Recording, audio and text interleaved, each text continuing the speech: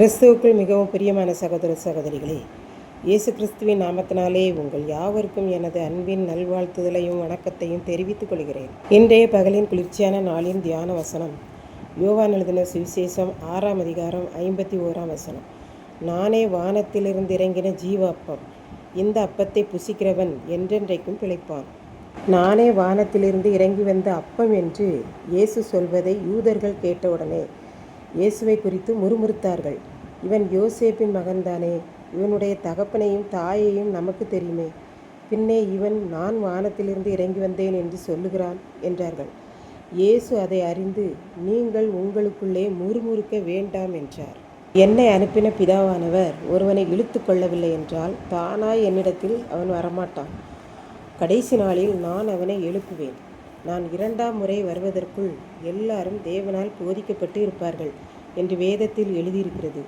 ஆதலால் பிதாவினிடத்தில் மேசியாவினிடத்தில் கேட்டு கற்றுக்கொள்ளுங்கள் என்று இயேசு கூறினார். பரலோகத்திலிருந்து வந்தவரே பிதாவை கண்டவர், மனிதன் ஒருவனும் பிதாவை கண்டதில்லை.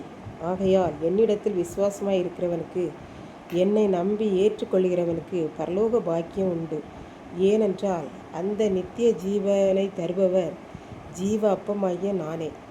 உங்கள் முன்னோர்கள் வனாந்தரத்திலே மன்னாவை சாப்பிட்டார்கள், ஆனாலும் அவர்கள் எல்லாரும் மரித்து போனார்கள். ஆனால் வானத்திலிருந்து இறங்கின ஜீவனை தருகிற அப்பத்தை சாப்பிடுகிறவர் சாகாமல் இருப்பார்கள். அவன் சரீரம் இந்த உலகத்தில் எவ்வளவு சத்தான சாப்பாட்டை சாப்பிட்டாலும் செத்து போகும். ஆனால் இந்த ஜீவ அப்பத்தை சாப்பிடுகிறவனுடைய உயிர் ஜீவன் என்றென்றைக்கும் சாகாமல் ஆண்டவரோடு நித்திய காலமாய் சந்தோஷமாய் வாழும். ஆகவே நாம் இந்த ஜீவ அப்பத்தை சமயம் கிடைக்கிற போதெல்லாம் சாப்பிட வேண்டும். இயேசு சொன்னார், நானே வானத்திலிருந்து இறங்கின ஜீவ அப்பம் என்று. இந்த அப்பமாகிய என்னுடைய சரீரத்தை சாப்பிடுகிறவன் என்றென்றைக்கும் பிழைப்பான்.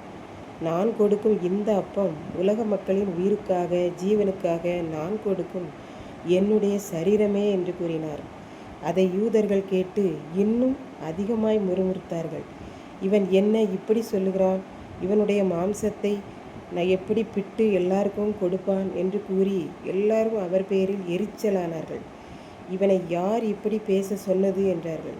இயேசு, என்னுடைய மாம்சத்தை புசிப்பவனுக்கு நித்திய ஜீவன் உண்டு என்றார். அவன் பிழைப்பான் என்று கூறினார். இப்படித்தான் ஒருவர் ஒழுங்காக ஆலயத்துக்கு வருவார், நன்றாக ஜெபிக்கவும் செய்வார். ஆனால் நற்கருணை ஆராதனையில் பிரசங்கம் முடிந்ததும் காணிக்கையை போட்டுவிட்டு சென்று விடுவார்.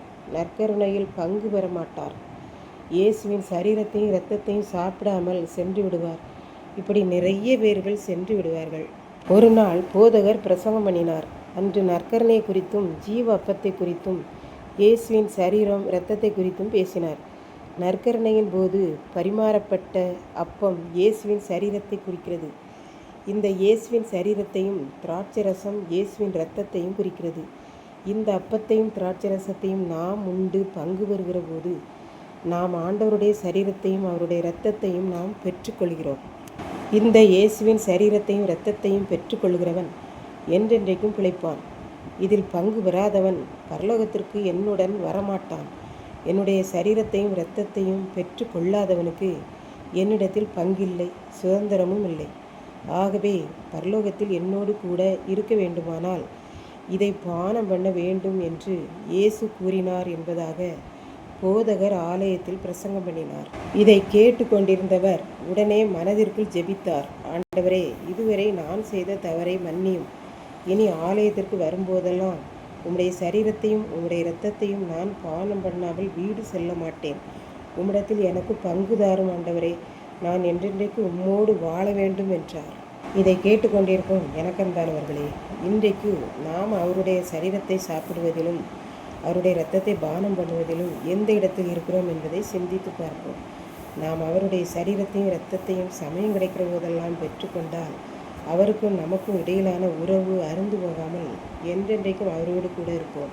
அந்த பரலோக பாக்கியத்தின் நமக்கு பங்கு உண்டு என்பதை நாம் கற்றுக்கொள்கிறோம். கர்த்தர் தாமே இந்த வார்த்தைகளை ஆசீர்வதிப்பாராக. ஆமென். ஜெபம். அன்பின் ஆண்டவரே, இந்த அருமையான நல்ல நாளுக்காக நன்றி செலுத்துகிறேன். இப்போதும் இந்த வார்த்தையை கேட்டுக்கொண்டிருக்கிற யாவரும் உம்முடைய மாம்சத்தையும் உம்முடைய இரத்தத்தையும் பெற்றுக்கொண்டு என்றென்றைக்கும் பிழைத்து உம்மோடு வாழ அருள் புரியும். இயேசு கிறிஸ்துவின் மூலம் வேண்டிக் கொள்கிறேன் பிதாவே. ஆமென்.